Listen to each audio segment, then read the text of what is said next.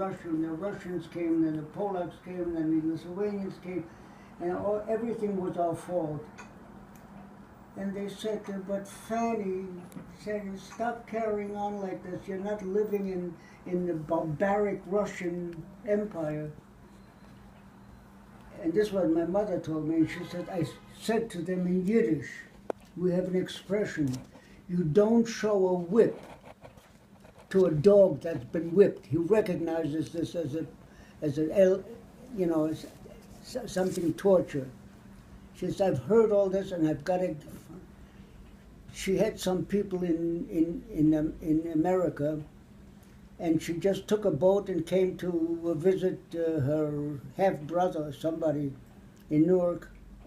And did she take you? No. She put me in an orphanage, and I lived in an orphanage for 10 years because she had to go to work in a Jewish orphanage. She just came on a visit. We were on a Polish quota. Nobody wants Polish Jews. They're the lowest form of humanity. So the Jews couldn't come here. Anyway, there was an anti-Jewish immigration policy here anyway. Under Roosevelt, they said his name. And so we couldn't get a visa. She came as a visitor. And she found some people who had lived in my grandfather's house in 1904. This was 1933. And they lived in my grandfather's house in Russia then.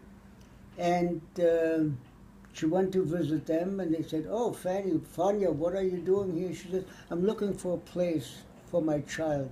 I have to save my child. I have only one child. I have to save him. I don't like whether or not. So the lady of the house said, Fanny, I remember you when you were a little girl. Trust in your old friend, Anna. Her name was Anna. And God will help you. My mother went back to Berlin, and Mrs. Barkan, her name was Barkan, called in her son, with whom she had migrated here, 2 sons. Both were graduated from City College. One became a professor of mathematics and the other an engineer. And she said, Semele, 35-year-old, Semele, mein Kind, my child, we have to save Fanny's son. He said, Mama, what do you want from me? She said, they're not even related. I'm not going to make an affidavit and support them if something goes wrong. She said, oh yes, they are related. Says Fanny's mother and your grandmother were sisters. She just made it up. So he said, oh, okay, Mama, if you say so. This is 6 foot like him, 6'2" or something. It was little Semele, still little Semele. 2 years later, he sent the affidavit to Germany, to the American consul. In 1935, I got the affidavit to come here. I came by myself because, my mother was on a Polish quota, and he pledged that he would support me and that I would not be a public burden. So when I came here, I met the rest of the family, the half-brothers and half-sisters of my mother, and the nieces and nephews and all that, and I started agitating them. I said, you got to save my mother, you got to get my mother out.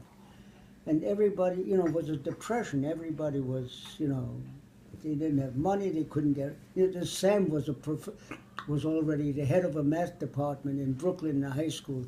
He had a steady income, his wife was working, and they had no children. So they had no dependents, and they could take care of me, and the consul recognized that. And so, they pooled their resources. Anyway, it took a couple of years, and in 1935, my mother got the visa. And one of the reasons she got the visa is because the people who brought me over were not relatives. They just guaranteed, I was supposed to live with my mother's half-brother in Newark, in New Jersey. But she said when she saw me coming down, coming off the boat in in Ellis Island. You know, I landed there, and they had to guarantee and all this. She said, you know, I have an empty nest. I have a two family house in Brooklyn. He can come and live with me. You know, it was a problem. You know, how to support somebody. And Mr. Barkin had invented a street directory and all that, and there was money there. So she took me in, but after a while he got sick and old. He was very old, about 65 or something. And anyway, I had to go and live with my uncle and aunt, and you know, I just. So the head of the math department in Brooklyn, James Madison High School, wrote a letter to my mother saying what a brilliant student I was. You know, Mrs. Barkin says, I said to her, everybody called them Mom and Pop, said, Alex, you have to go to, you know, you have to finish high school and then you have to go to college. I said, what am I going to do here? I said, no, I have to go to work. And I have to earn some money because I'm going to try to get my mother over, and I'll have to support her. She can't speak English, and she said, Alex, you have to go to high school and finish high school, and you have to go to college because in this country, you're a nobody without a college. This is 1937. You're a nobody for 35. You're a nobody without a college education. You know, I grew up in Germany in an orphanage. I obeyed orders. You know, anything. Everybody said, you do this. I did it. She said, I have to go to school. I have to go. You have to do your homework. I have to do my homework. I had got all A's and B's and all that in English and in math, and I was in a special math class. So he wrote a letter to my mother, the head of the math department, and he had a Jewish name, Leventhal or something like that. He wrote a letter to my mother telling her what a brilliant student I was and how sad he was that I am leaving. And the last sentence was, I remember like today, and in your moments of sorrow, you can be proud of your son Alex. My mother takes this letter and goes to the consul, to the American consul, who's not Jewish, you know, and heard all the complaints and all the tears that he could hear all the years that Hitler was in power.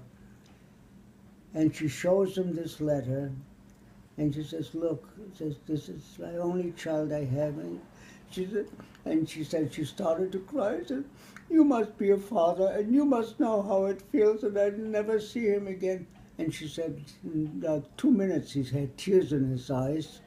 She was putting on this drama, you know. I mean, she felt it, but anyway, she says he rang his bell and called his secretary and says, take this lady in and to the physical examination to the doctor and give her a clean bill of health.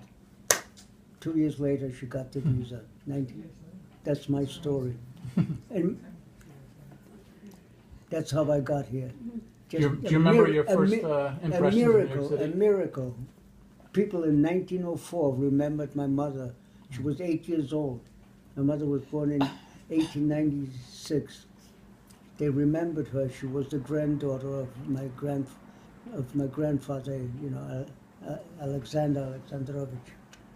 So that's it. It was like the loyalty, old world loyalty, you know, to each other. And that's it. It wasn't it. You What? had to take health tests. You had to have financial guarantors. Oh, Now yeah. any